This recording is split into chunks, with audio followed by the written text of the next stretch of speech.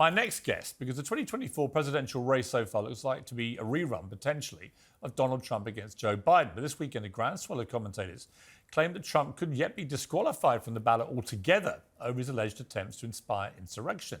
My next guest may have some pretty strong feelings about that. Vivek Ramaswamy is the breakout star of the Republican race so far, the only one, frankly, to rival Trump for any kind of publicity or momentum. There's just one problem. He hasn't really explained yet how he'll actually beat Trump. Well, Vivek joins me now. Great to see you again. It's good to see you, Piers. How are you? Well, first of all, an apology, because I've always called you Vivek, and then you very kindly corrected us all and said you are Vivek as in cake. That's correct. I appreciate best efforts, but I usually save the airtime for substance. But thank you. I appreciate it. Well, look, we've done a few interviews, Vivek, so far. And yes. Obviously, when it started, not many people knew much about you other than your entrepreneurial stuff. Now, since the last debate, you've become incredibly well known, very well talked about, and a lot of unfriendly fire is coming your way. So my first question is, how are you handling being now in the proper spotlight of being a presidential candidate? I'm fine with it. And I do think, Piers, that's part of the process. We jumped into this race early on, going in eyes wide open, knowing that politics is a dirty sport. It's filled with falsehoods. You may have seen a report over the weekend that actually one of the other candidates' large super PACs was taking credit to their donors for the attacks that have been manufactured against me. That's okay. I can handle it. And to tell you the truth, if I'm asking the people of this country to ask me to represent the U.S. across the table from Xi Jinping, I better be able to sit across the table from other candidates or from left-wing media or anybody else. And so we're doing just fine with it. I'm focused on what we want to achieve for this country, shutting down the administrative state, keeping us out of World War III, declaring independence from China, growing the economy, reviving national pride. These are my actual focus areas, not some side attacks that I really could care less for. OK, look, you've certainly been so far, I would argue, the most pro-Trump of the other candidates. But that raises the question, if he's so great, even to the extent you would pardon him of any crimes he may be convicted of, why would you run against him? Why not just let Donald Trump run again and potentially win again, and maybe you get a good job out of it? In other words, if you keep talking him up, how does that help you? So the answer is, I'm not looking at what's going to help myself or not. I'm looking at speaking the truth. And I do think he was an excellent president as judged by results, but I'm going to deliver something that he did not. National unity. Uniting this country is a top objective for me. I'm 38 years old. I am the youngest person ever to run for U.S. president as a Republican. And Piers, we're reaching the next generation in droves. We're reviving national pride amongst young Americans. 40% of my 100,000 plus donors are first-time ever donors to the Republican Party in any form. That is unheard of. That number is normally 2%. And so, yes, on 90% of policy areas, I do agree with Donald Trump, and I respect his accomplishments. But there's more to a president than just being a policy book in a binder. Part of this is how we reunite this nation. I think I'll be best positioned to accomplish that, and I look forward to working with Donald Trump when I hope he's my advisor. Frankly, my mentor in my first year in office. That much I will take. But that's how I think this is going to play out. You managed to say that you thought Donald Trump would be your advisor as president with a straight face there, Vivek.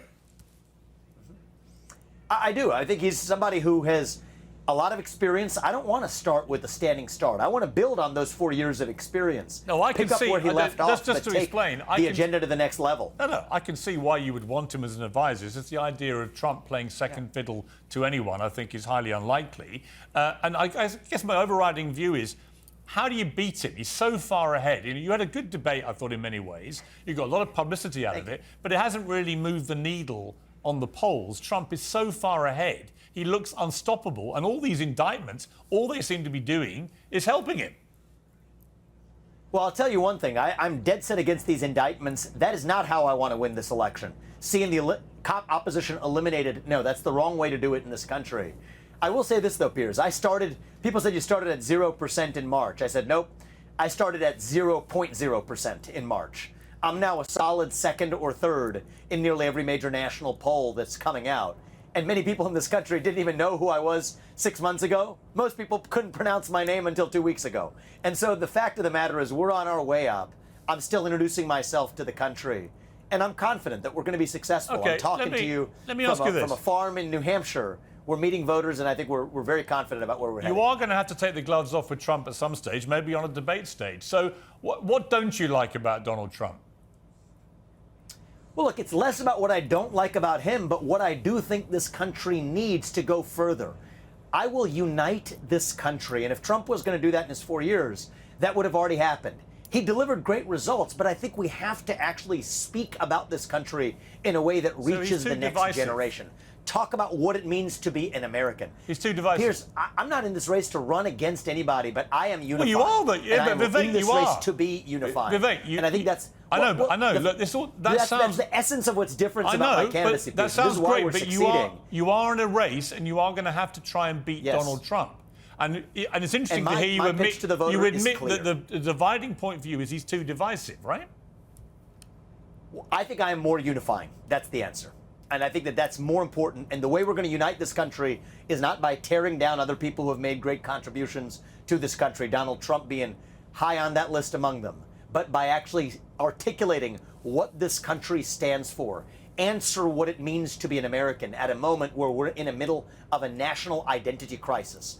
Fill that void in the heart of the millennial generation and younger with an actual vision of national identity instead of woke poison or any other poison that fills that void. That's how we win. Well, you have a lot of things, Vivek. From Vivek. something for a long time. We got to start running to something. Okay. That's what I'm doing. There's a lot of stuff about you I really like. You know, you come on my show a lot, which I love, and you do a lot of interviews, and you're up front, and you take the tough questions. You go on lots of places where you might get a hard time. I love the energy, I love the dynamism, and everything else. But there are aspects of some of your policy stuff which I really don't like. One of which is your position on Ukraine.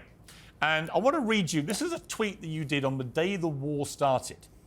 Putin is a bully. The way to stop a bully is to punch him in the nose, you said. Now your position is you should just give, unless I'm wrong, Ukraine should just give Putin the land he's stolen with his illegal war. I don't know how you equate those two statements. So, Piers, I think there's two things here. One is we should have never been in this situation in the first place. Because if the U.S. actually had energy independence, if we drilled, we fracked, we were a net exporter of energy, Putin would have never had the leverage to go after Ukraine. But now being where we are, it is our job to make sure that we secure peace and advance American interests without sleepwalking into World War III. That is what I'm leading us to do. And I think the answer is I don't want to. How have you moved from a guy who illegally invades a country, a democratic sovereign country? Yes. You said the only way to stop this bully, Putin, is to punch him in the nose. But when Ukraine, in my view, valiantly fight for their territory and their people, and Putin still takes a load of their land, your answer to the bully is to now give him what he's taken illegally. No, that's not correct, actually. It's going to be to require a major concession from that bully so that we don't ratchet this up to the next level. It's a third of the country you want to give him. No. Piers, I think you either, and it's not your job to know every aspect of everything I've said. If you're questioning on me on it, I would ask you to know what I've said countless times. I would actually require Putin to exit his military alliance with China. That is the big demand and requirement we will have for any deal of any kind. That Russia-China military alliance is the single greatest threat to the West and to the United States as we know it. Putin is in Xi Jinping's arms. Communist China is fundamentally hostile to the United States. And I have a clear vision for how to pull Russia apart from China. We will end the Ukraine war on terms that leave Ukraine's sovereignty intact. I will note, Piers, I'm skeptical that that's even the path that Ukraine is on right now. So that's a win for Ukraine, but more importantly, it's a win for the U.S. It's not a win for Ukraine, though. If you were president of the United States and you tell them they have to losing its sovereignty. Yeah, but giving a bully what he's taken illegally is not, to me, strong leadership, is it? Well, Piers, I'm not giving anybody what he's taken. The fact of the matter is we have to honor our commitments. We had a commitment to Ukraine in 1994. We fulfilled that commitment. But James Baker also made a commitment to Gorbachev in 1990 on behalf of the U.S., saying that NATO would expand not 1 inch past East Germany. Turns out NATO has expanded far more after the fall of the USSR than when the USSR ever existed. So I do think that we should be clear that NATO should not admit Ukraine to NATO. Okay. But I want to be really clear about this, Piers. I'm not letting Putin his actions are craven. I've said so, but I don't trust Putin. I do trust him to follow his self-interest. Is he still a and we will do a deal that causes him to exit I mean, many autocrats around the world are bullies. Putin is one of them. Okay. But the fact of the matter is, you have to actually do a deal that advances everybody's self-interest. Okay. Require Russia to exit its partnership with China. Okay. That's the key to the kingdom to secure peace and keep us out of World War III. Vivek, we've run out of time on this interview, but you know what I'd love to do with you? I feel like I've interviewed you a lot, but for, 5 to 10 minutes at a time. I don't think, as you get better and better known, people want to know more about you as a human being. I would love to get the chance to sit down with you and have a proper one-on-one about who you are, where you've come from, because I think you are igniting this whole presidential race in an exciting way. I don't agree with you about some of the stuff you're saying, not least Ukraine, but I do love the way that you're out there doing your thing, and I would love to get a chance to get to know you better. I enjoy our exchanges. It would be bizarre if we agreed on everything, right? So let's do that. Join us on the campaign trail. I'm talking to you from our campaign bus. Okay. Ride the bus with us. We'll spend a day together. I'd enjoy that. And you can also see how some of the audiences here in the U.S. are responding. Yeah. I think it's really motivating to me, but it's quite something to see. So Final question before I let you go, and I want a quick answer. Yeah. If you were President of the United States, and you might be in a year or so time, what's the first thing you would do? What's your number one priority? Implement a 75% headcount reduction in the federal bureaucrat base and shut down government agencies that should not exist. That's how you revive the lifeblood of a constitutional republic. It's also how you grow the economy. That's what I'll start on day one. Vivek Ramaswamy, you're a fascinating guy, and your race is exciting people, good and bad and ugly, but that's the way it often is. I look forward to meeting with you properly, face to face, and having a more in-depth chat. Thank you very much.